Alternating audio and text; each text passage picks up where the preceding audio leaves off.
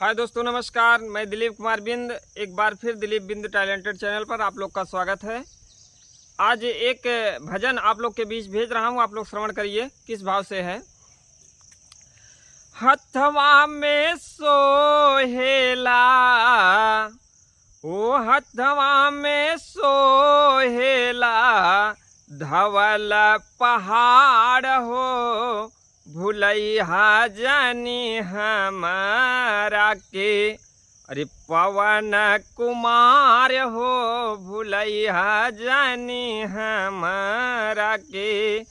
पवन कुमार हो, भूलैहा जानी हमारा के।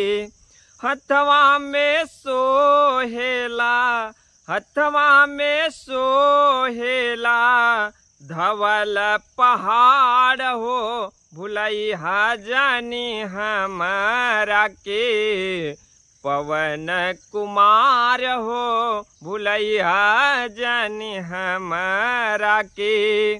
पहले अंतरा में कहना है, लाल लाल दहिया तोहरा लाल वाला गोटा।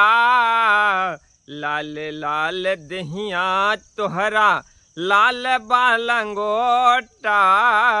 लाल बालंगोटा तोहरा लाल बालंगोटा। हथवा में सोहेला, हथवा में सोहेला गदा विशाल हो, भूलैहा जानी हमारा के। पवन कुमार हो, भूलैहा जानी हमारा के। पवन कुमार हो, भूलैहा जानी हमारा के।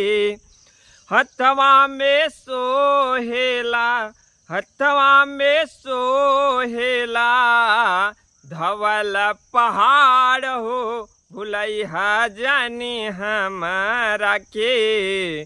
पवन कुमार हो, भूलैहा जानी हमारा के।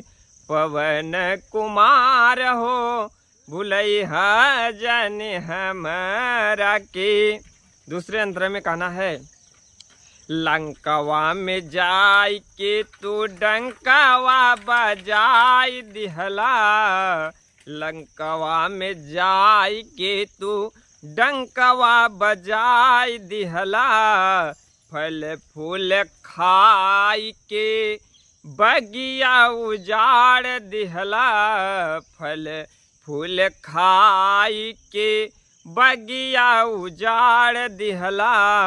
अच्छे के मारी के, अच्छे के मारी के कैला संघार हो, भूलैहा जानी हमारा के।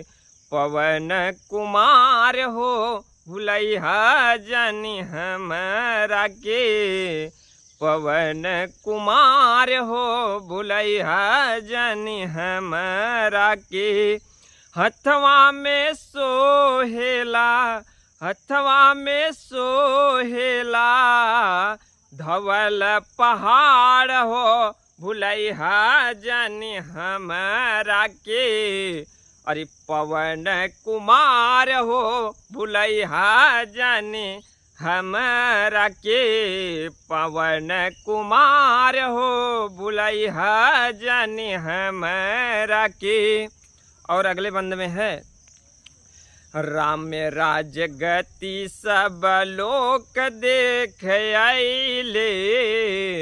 राम राज गति सब लोग देख आइले। अपना सेवा कावा के इनाम बटैले।